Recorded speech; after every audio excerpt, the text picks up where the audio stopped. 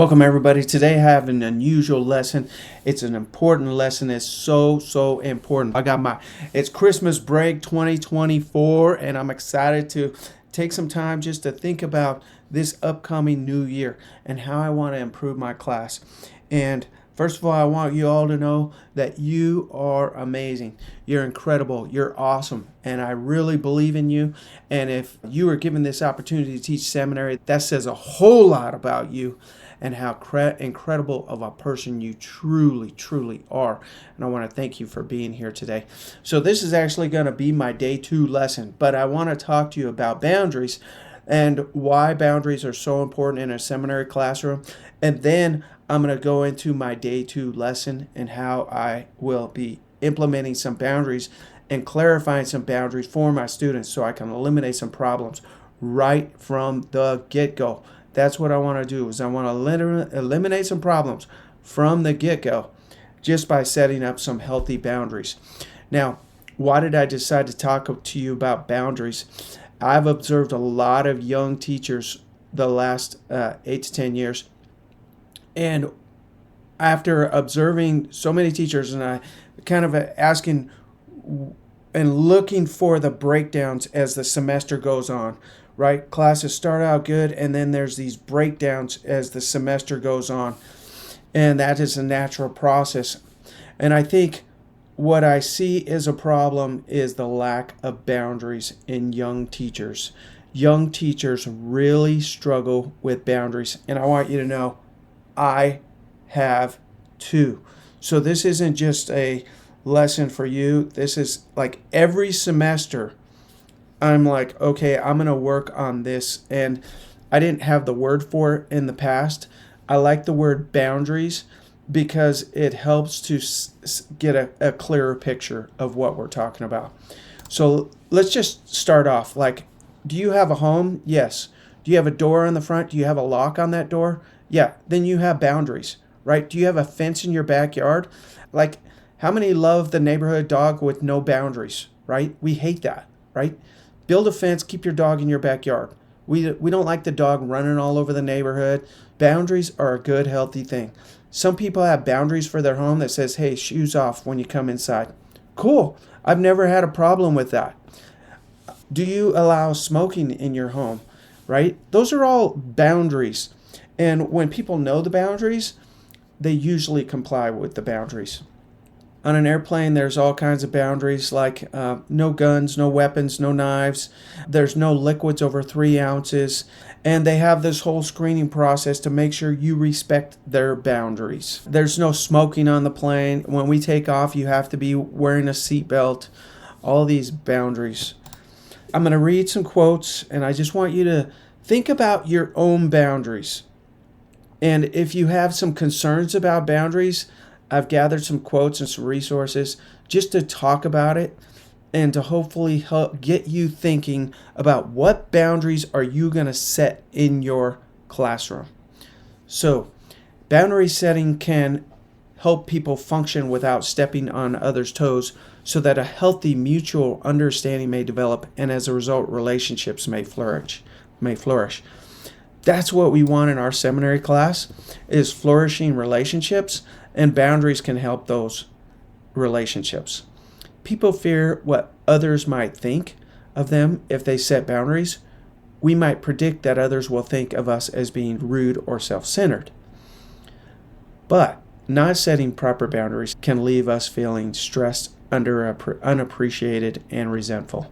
And I highlighted this because this is what I see in a lot of teachers. They start to feel stressed, unappreciated, and then resentment grows. When our boundaries are beginning to be pushed on, but yet we never set boundaries in the first place. For example, is there a boundary of homework in your classroom, right? And sometimes it's like, I asked them to put their homework away and they never put their homework away. It would be a lot easier from day one if we set the boundary that, hey, we're not going to let homework be done in this class. I'll talk about I'm going to do that later on. But we could deal with it every day, or we could just deal with it up front and then enforce and keep that boundary. and solve a lot of problems from day one. And that's why this is my day 2 lesson. Boundaries. Without establishing healthy boundaries, you may allow others to treat you in ways that are hurtful or unhealthy for you, which may lead to greater problems within the relationship, lower self-esteem, or feeling mentally, emotionally, and financially burdened. You may neglect yourself in favor of meeting the needs of the other person, or suppress your emotions in order to avoid conflict out of fear of damaging the relationship. Conversely, setting boundaries enables us to take proactive steps to protect our mental, physical, and emotional health. This in turn allows us to be better friends, partners, coworkers, and family members. I just love this phrase. Setting boundaries enables us to take proactive steps. That's what we want to do. Take proactive steps, day 1, day 2, to protect our mental, physical, and emotional health. I'm like, wow. With a seminary teacher with no boundaries, all of this starts to take a toll, because our students are starting to do things that really get under our skin and really bother us, and they're not paying attention and they're not participating. But it might be because we never set up any boundaries. Boundaries can help us create safe, healthy environments for relationships in which closeness and connection can flourish and the needs of each person are heard and respected. Why setting boundaries is important. I just Googled this and this came up. Setting boundaries is important because it allows you to protect your mental and emotional well-being by clearly defining what is acceptable and unacceptable behavior in your relationship, enabling you to prioritize your needs, manage stress, and foster healthier connections with others by expressing your limits and expectations clearly. Relationship quality. Clear boundaries help prevent resentment and misunderstandings in relationships, leading to stronger connections with others. Improve mental health. By asserting your need and saying no when necessary, you can reduce stress and improve your overall mental well-being. In the past, when my boundaries were less clear, it really started to play with my mental health when my classes were doing things that I didn't want in my classroom. And so let's clarify up front and then create a wall or a fence so that we can, protect our boundaries. From Melissa Urban's book, The Book of Boundaries. You're not being mean when you set boundaries. You're being kind to yourself and your relationships. But that doesn't mean they're not uncomfortable. Setting boundaries can be uncomfortable because when we set a boundary, we're expressing a limit that hasn't yet been established. I feel like this is the number one reason why young teachers don't set boundaries, is because they are uncomfortable, and we don't like uncomfortable. But we need to get uncomfortable so that we can get more comfortable. In a class where there's boundaries, the students get more comfortable so we can have more powerful experiences. Melissa continues, my research shows that the main reason people don't set boundaries where they need them is that it's so uncomfortable. I won't try to pretend otherwise. I feel it too. Speaking up in the moment, advocating for yourself, and asking for what you need is uncomfortable. But what's both uncomfortable and damaging is reaffirming the story that someone else's feelings are more important or worthy than your own, which is what you do every time you swallow your healthy boundary in an effort to keep peace. This is what seminary teachers do. A lot of seminary teachers will swallow your healthy boundary in an effort to keep peace. Well, what that does is that leads to further boundary breaking. more things that inhibit the learning and the growth experience of seminary. The truth is, when someone oversteps your limits, there is no comfortable solution. But one path is paved with short-term discomfort that leads to major long-term improvements in your health and happiness. And the other path is just an endless circle that leaves you feeling unworthy, anxious, angry, and resentful. Several quotes from the book of Boundaries. It is important to communicate your boundaries clearly and assertively, And that's what I want to do on day 2. Boundaries help us create healthy and balanced relationships. Boundaries allow us to protect our time, energy, and resources. Healthy boundaries are necessary for building strong and fulfilling relationships. And let's just put this in there. Healthy boundaries are necessary for building strong and fulfilling seminary classes. Boundaries help us avoid burnout and overwhelm. Respecting your boundaries sets a powerful example for others to do the same. Boundaries are essential for maintaining a sense of peace and balance in our lives. You are not responsible for how others react to your boundaries, only for setting and maintaining them. Boundaries are a form of self-care, not selfishness. It is okay to say no to things that do not serve your well-being. Boundaries are essential for protecting our physical, emotional, and mental health. Boundaries are an act of self-love. Setting boundaries is not about controlling others, but about respecting yourself. When we have clear boundaries, we are more able to love and give freely without resentment or depletion. Guilt is not a good reason to say yes. Learning to say no is a key to personal freedom. Saying yes to everything leaves you depleted and resentful, which ultimately hurts your relationships. People respect your yes more if they know you are capable of saying no. A person who always says yes is often taken for granted. A few more. Fear of disappointing others. Many people fear that saying no will make them look selfish, mean, or unhelpful. The book emphasizes that saying no is a form of self-respect and allows you to be a more genuine person in relationships. Guilt. Feeling guilty about saying no is a common obstacle. The book teaches that guilt is often a signal that you are violating your own boundaries, not that you are doing something wrong. Fear of conflict. Some people avoid saying no to avoid confrontation. Boundaries encourages people to face conflict and to communicate assertively and kindly while holding firm to their limits. Confusion and expectations. Sometimes we aren't clear about our own expectations or the expectations of others. The book encourages you to clarify these expectations, allowing you to make better choices. Practical tips for saying no. Be clear and direct. Use simple and straightforward language. Avoid over-explaining or making excuses. Something like, "Thank you for asking, but I'm not able to do that," can be effective. Don't apologize unnecessarily. You don't need to apologize for having boundaries. You can be kind and respectful while still saying no. Buy yourself time. If you're unsure, don't feel pressured to say yes immediately. You can say, "Let me think about it and get back to you." Give yourself time to consider your response. Offer alternatives if appropriate. Sometimes it's helpful to suggest an alternative. For example, if a student comes to class and says, "Can I do homework in class? It's really important today." This would be my alternative. "I'm sorry, we don't do homework in here. But if your mom can call the secretary and excuse it, you can do the homework in the hallway." Right? I'm respecting my boundary. But if it's so important for you that you do this today, if your parent excuses it, you can go in the hallway and do that homework. And I would never allow it again for the same person. Just saying, "Sorry, that's just not acceptable. We're not getting the habit of doing this every day." Be consistent. Once you've established a boundary, stick to it.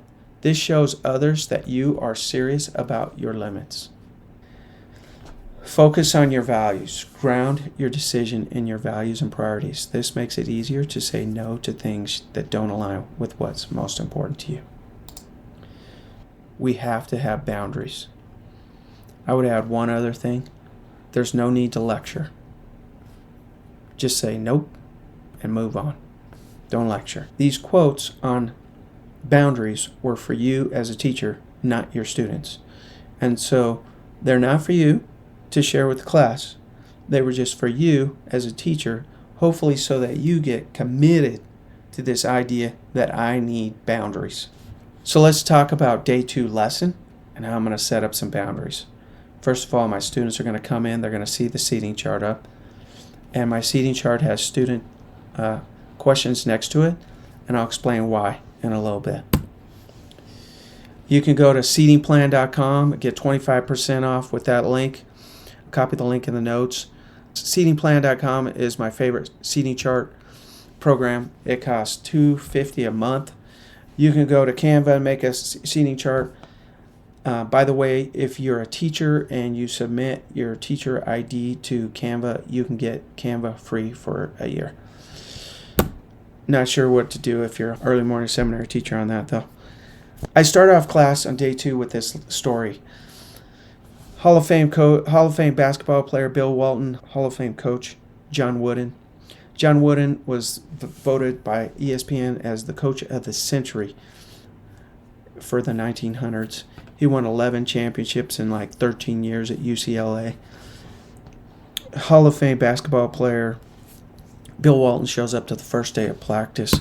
First day of practice, John Wooden says, "Okay, everybody, take off your shoes." And all the players took off their shoes, and they're in the middle of the court, and he says, "I want you to take off your socks." And so they take off their shoes and socks, and then he says, "I'm going to teach you how to put your shoes and socks on and how to tie your shoes properly so that you don't get any blisters and your shoe doesn't come untied in the middle of a game." And so he walked them through the very basics. Today's lesson is going to talk about some basics that might be given in a classroom setting, but we're going to use them as tools to help us structure our class. One thing that made John Wooden so successful as a coach is his attention to detail, the smallest little details. He taught his players how to tie their shoes, for example, so that they did not come undone in the middle of the game. Why? Because he said, if his shoe comes undone, then you're going to be thinking about that shoe 10% and not the ball. I want you to be focusing on the ball the whole game. I don't want your shoe to come untied. You focus less. A guy scores a basket. We lose the game by 1 point. And so his attention to detail. Here's one of my attentions to detail. This is like tying shoes. And I will explain this to my students. When you come into class, backpacks in the back. All books, all electronics, all makeup, all schoolwork, all homework, all hobbies, all toys, all games, etc. in the backpack, in the back. We don't want any of that at our desk. So what am I doing here? I'm creating a boundary. And this boundary is absolutely essential to eliminate distractions in your seminary class. I don't want to be giving a lesson to a student who's reading Harry Potter. I don't want to be giving a lesson to a student who's playing a video game. And so I'm setting the boundary up front. All this stuff goes in your backpack and it stays in the back of the class. Now, one way I enforce the backpack thing is I stand at the door and I greet my students one by one. I try to look in their eyes and I greet them. And I say backpack in the back, and I'm just always encouraging this behavior. And if I see it out, I'm sorry, that goes in the backpack. If I see somebody slip in with a Harry Potter on a desk, I'm sorry, that goes in the backpack. Got homework? Sorry, that goes in the backpack. If they're like, I gotta do homework, please, I'm not allowing you to do homework in my class. No. Now, if it's that important to you, you can have a mom call the secretary and get permission for one time to do it in the hallway.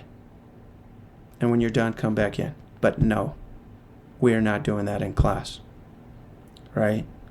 It just has to be clear upfront boundary. Now, if you're in a building where you have to hurry up and set up, you might consider locking the door until you get everything set up and then open the door and greet students one by one, so that you can enforce this backpack thing.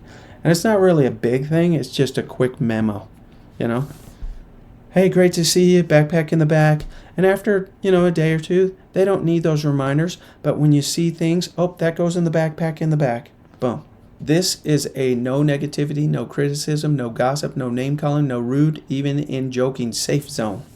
This is a safe zone. Welcome to a class where you are safe. Now, you're going to be asked to do some things that push your comfort boundaries. but we're safe from criticism and negativity. Now, in my class, I do not use sarcasm. I am almost 100% clean of sarcasm in my seminary class. It sometimes comes out, but in the early days of my class, I used much more sarcasm. And the impact was overwhelmingly negative, and it came back to bite me. And so I decided years ago to get rid of sarcasm. Sometimes it comes out and I try to catch myself. I just want to suggest and encourage you, if you are a sarcastic person, work on it now before it comes back to bite you. It will come back to bite you. That is a sarcasm-free place. This is a place where we're not going to tease people, joke in negative ways, and be a gossiper, a critical person saying rude things. And my boundary is this: if somebody says something that is just horribly rude, I just stop. I'm sorry. We do not say stuff like that in this class. That is your warning. If it happens again, I say, I'm sorry, Tom. I cannot have you say stuff like that in this class. I need you to go out in the hall and come back when you're ready to apologize, and take some time and step out in the hallway. Get a drink of water. We are not having that here in this class. And it's just a very calm, but the message is sent and it's strong. And after class, say, please apologize to me. Please apologize to the other person. And we are setting clear boundaries. Clear boundaries. We're going to introduce Moroni 6 through 5. I want students to read this quote. I'll say, read this to your neighbor, answer the questions, and let me read it to you. The church did meet together oft to fast and to pray and to speak one with another concerning the welfare of their souls. So, besides fast and pray, what are we supposed to do when we meet together, as mentioned in this verse? And that is speak one with another concerning the welfare of their souls. I underline this. I'm trying to make it very clear. I usually don't direct the learning this direct, but this is just one point I want them to understand. What does that look like in class to talk concerning the welfare of their souls? What do you think that means? How does one do that? Why is this important in a class like this? And then I'll say, okay, talk with your neighbor. I'll walk around and say, hey, could you share that with the class? Could you share that with the class? Could you share that with the class? Bring everybody's attention to the front. Okay, Tom, would you share? What do you think that looks like? Why is that important? Here's what I'm teaching my students to do. In so many classes, this is what I see. Kids walk in. I walk in the classrooms. They're sitting down with a cell phone, ignoring people sitting right next to them. I don't want that in my class. Why? Because we're supposed to minister to each other. We're supposed to talk to each other. We're supposed to actually care about people. I eliminate the cell phone the moment they walk in the door. And that helps to set that boundary. So many teachers I see, they're like, okay, class is going to start. Put your cell phone away. We've already lost the cell phone battle at that moment because they're already hooked into something. Their mind is running with something. And now we have to take them off of that. Their mind isn't going to want to do that. So do the cell phone right here, right, with the backpack. And then come back to this. What are we going to do when we come into class and you sit down and we're just waiting for the rest of class to come? We're going to talk to each other. We're going to care for each other. Now, I'm going to introduce the bell again. I introduced that day one. What does the bell mean? Stop. Eyes up front. Be ready for instruction. And this bell is just one tap of the bell. One tap of the bell. And then we stand and we listen. And this is the mantra. I talk when no one else is talking. I talk when no one else is talking. And you just wait. And that mindset sends a boundary message. So I'm introducing the bell again. I'm retraining these things day 2 because it must be something that you don't just do these things once. You take a little bit of time every day for the first few weeks to hit over these things. So since our policy is when we come into class, we're going to talk to people. I want you to turn to your neighbor and ask this question. What went well yesterday? Toughest part of your day? And what was a small victory yesterday? Okay, and I'm going to give them a minute, and we're going to practice the bell. In the middle, I'll hit the bell. I'll have them turn to the front. I stand there and wait at attention.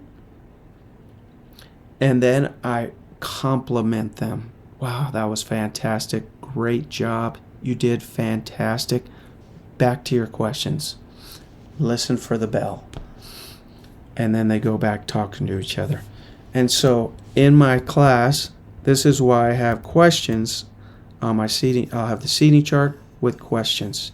These questions are what you ask your neighbor when you come into class, and we're waiting for other people to come. We talk to each other. Why? Because we want to show each other that we genuinely care about each other, and each is important. So let's talk cell phones. I'll just take a few minutes to explain why we aren't doing cell phones, generally speaking, in my class. Occasionally, I will ask you to use cell phones, but why mostly the boundary is we're not using cell phones in our class. Amy Antonelli, she is a heroic person. I really look up to her and admire her. She said, I spent years at Apple and Facebook trying to get people to look down at their phones. Honestly, all I want to do now is get people to look up. If I could do anything today, it would be to get people off their phones and look to God and to budget the headspace for Him to be able to actually talk to you. Find the headspace to really think about who you are, who you want to become, and whether your current trajectory is consistent with what you want to become. So Amy spent years working for Apple and Facebook, and she left when she felt unsatisfied with how her work was impacting society and became a CEO of HXP, a humanitarian organization for teens, which is phenomenal. And as part of HXP, she has while they're on the trip, students are banned from using their cell phones, and they literally collect their cell phones at the beginning of the trip and hand them back at the end of the trip. And I've been on these trips, and they're incredible. And one of the reasons why they're so successful is because they take cell phones away from students. But I love this idea of let's give headspace to God. Let's look up to God. And let's budget the time for Him to actually talk to us. And that was what we're going to do in seminary. Strength of Youth Guide says this: be careful that your use of technology and media does not replace spending in-person time with family and friends. I see this all the time in classes where people are glued to technology, ignoring people sitting right next to them, and not having time with this person next to them because of a device. And I want to create an atmosphere that the person next to them is more important than the device. The only way to do that is to eliminate the device. Let me say that again. The only way to do that is to eliminate the device. Strength of Youth continues. Social media and other technology can take much of your time without giving a lot of value in return. Take a break from the virtual world and connect with people in real life. And we are going to do that in seminary. Cell phone detox. Now I'm going to have students read this quote on the study sheet. And the study sheet and the PowerPoint is in the show notes. Cell phone detox. Why? And I'll say, read this silently, mark the phrases that are meaningful, be ready to share with a neighbor. So I'll give them 1 minute. That's all it takes. 1 minute, read this quote. Too many allow themselves to almost live online with their smart devices, screens illuminating their faces day and night, earbuds in their ears, blocking out the still small voice of the Spirit. If we do not find time to unplug, we may miss opportunities to hear the voice of Him who said, be still and know that I am God. Okay, and so they're going to read this quietly by themselves. They're going to mark, and then I say, turn to your neighbor and share something that you marked. Here's our cell phone boundaries. Cell phones will not be at your desk during class. They will not be in your pocket. They will be in the back. I'm sorry. That's what it takes to break free from the cell phone for an hour, is it needs to be in the backpack. Research shows that if the cell phone is buzzing in their pocket, they will not be able to focus. And so I have this in your backpack. They will be left in the bags in the back unless there are medical reasons, such as diabetes or something similar where you have a monitoring device. If you don't have a bag, you'll put it in the back shelf. Why? Because we want this to be a place we can connect with the Savior. So these are some hand signals I use in my class. And this might seem like an extreme boundary, but these boundaries eliminate some problems and distractions and disruptions. I'll explain more in a minute. This may seem like a little bit of extreme, but it's really, really helpful. So, normal raised hand, I would like to speak. 2 fingers, I'd like to leave my seat. 3 fingers, I need your help. Thumbs up, I need to use the restroom. Just think of all the things that this eliminates. There are certain classes at the end of the day where people start getting up out of their seat all the time. And it creates distractions. Tom gets up to go throw something away. Sammy gets something out of his backpack. They end up having a whole conversation in the back of the class, interrupting and distracting. So what I like to do is train them, like, I would like you please not to leave your seat without giving me the signal. And when you give me the signal, I will simply nod or point to you. 3 fingers is very simple because now I know I just need to walk over to them and help them with whatever is on their mind or clarifications for instructions. And thumbs up, I need to use the bathroom. Again, in the middle of a conversation, don't raise your hand and ask me if you could use the bathroom. Simply put your thumb up and I will then point to you or nod to you. Now, this is very helpful because if you don't clarify this, then you'll have students stand up and walk completely out of your classroom and you have no idea what they are doing or why they left. Complete distraction. This is like tying shoes. Let's just solve this problem by having a thumbs up. The other thing that happens is if you don't have a bathroom signal, you'll get a kid raise their hand, and you might be in the middle of the most spiritual moment of the class. A kid raises his hand and says, and you're like pointing to them, and they're like, yeah, can I go to the bathroom? And kids start laughing, and it causes an interruption to a spiritual moment. These 4 little signals will eliminate little tiny distractions that come up in a class, especially in release time seminary at the end of the day. If you have an end of the day class, these are essential because bathroom problems at the end of the day after lunch, you'll have 5 kids that need to go to the bathroom. And those interruptions of hands going up saying, I got to go to the bathroom is so distracting. You'll have kids getting out of their seat 4 or 5 times a period. And it becomes so distracting with an active class at the end of the day. These little things can be so helpful. The other thing is I like to do is I need to use the bathroom, right? Thumb goes up. And I only like one person to go at a time. And so Sally raises her thumb. I say, yes. I'll just point to her in the middle of a conversation. Nobody needs to know. I just point to her. And maybe 30 seconds go by and somebody else raises their thumb. And I say, when Sally comes back, or, when Sally comes back, you can go. It just helps control the situation and set healthy boundaries. All these just play out to creating a place of order, especially when you have 30 students and sometimes very active students. These little things really help. So some procedures I walk through with my class is, okay, when you come on time to class, we drop our backpack in the back, put all our distractions in the backpack, and I have my study page and a pen, a set of pens or pencils or highlighters at the front of the class on like a piano bench or something like that. And so you come in on time, you put your backpack down, you come over here, you grab a pen, you grab your study sheet. And the reason I have the study sheet there is because it allows me to save time from having to pass out papers. And so grab your study sheet, come to your desk, and turn to a neighbor and ask them the questions on the board. Now, what do we do when we're tardy? Now, what I do for this is I actually model coming in tardy. And I say, let me model a bad example. And what I do for a bad example is I will slam the door open, say, "Oh my goodness, I can't believe it is so crowded out there. It made me tardy." I make a real big scene. I say, "What's wrong with this example?" "Well, you interrupted everything, right?" "Okay, let me now show you a perfect example. I'm going to go outside. I'm going to quietly open that door, quietly put my backpack down, quietly go to my seat as if to interrupt nobody. I'm going to say, okay, what did I do differently that time that made it better?"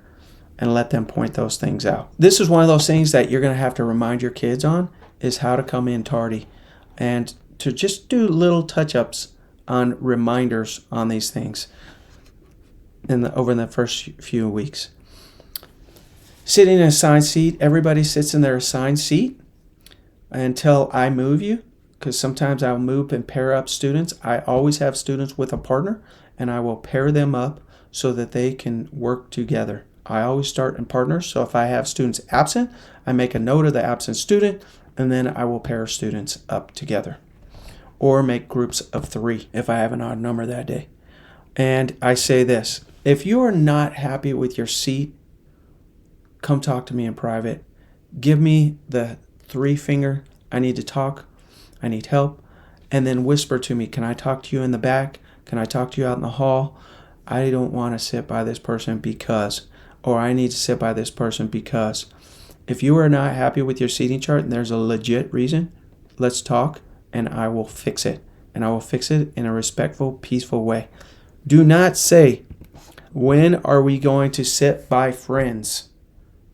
Because you're sending a message that these people aren't your friends. You're sending the message the person you're sitting next to right now is not a friend.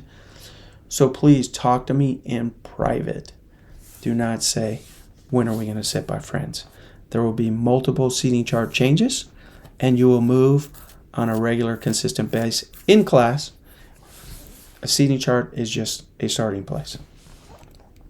We will talk about the Lord's class setup. Again, the study page is in the show notes. In late 1832, the Lord instructed Joseph Smith on how to set up the School of the Prophets in D&C 88-127. We will seek to follow these instructions for our class setup. Read each phrase and write it in your own words. Now, I always model, and so I have this on a screen and pull up the screen and model on a whiteboard. Might be able to figure something else. If you don't have a whiteboard, you can maybe show them your study page. And it's helpful if your study page is already filled out so you can show students what you're looking for. But here's the first one. Appoint among yourselves a teacher. And I wrote, we have a teacher. Okay. And let not all be spokesmen of one. I'm going to write here, don't all talk at the same time. And then I'm going to say, okay, now with your teammate, you read these phrases and mark what you like, and then rewrite it in your own words in the box next to it. Okay, go. Okay, so here's like an example. I could use this slide to model this and do it on the board. And then, okay, what does this class look like? Who is doing the talking? How is this different from a teacher-guided lecture? What is the intended result? And the intended result right there is that every man has a privilege so that we are all edified. Okay, so those are some questions to talk about there. And then let's just go on to high five your neighbor. Tell them one of these compliments, and we are going to move up a seat. And when you get to your new seat, say, "Hi, my name is Tom. What's your name? What was the best part of your day?" So I will rotate students and ask your new neighbor, "Hi, my name is Tom. What is your name? What was the best part of your day yesterday?" And so we're coming up with some kind of rotation. If yesterday I had students on the right move up, today I might say, okay, students on the left move up, and just do it a little different and come up with some sort of rotation, whatever your seating chart is.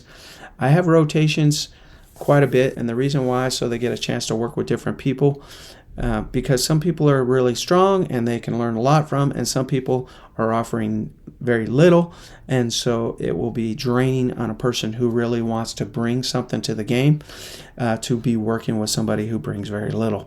And so I like to rotate out of that situation so that multiple people can experience working with really high achieving students and see their work. I have a little video here, and this is my pre-video questions.